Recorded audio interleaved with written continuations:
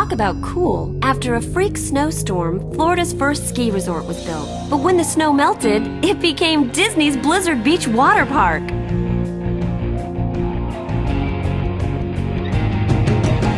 Where you can slide 12 stories down from towering Mount Gushmore.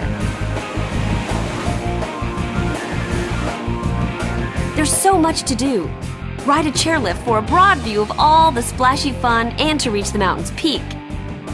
Challenge your family to a carefree race down the toboggan slopes.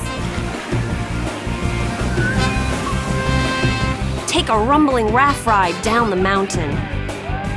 And while thrill seekers are riding the slopes, kids can frolic at their own attractions.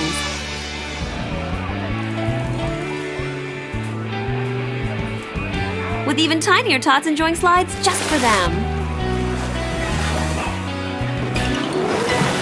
Don't miss the Splash Fest at Disney's Blizzard Beach.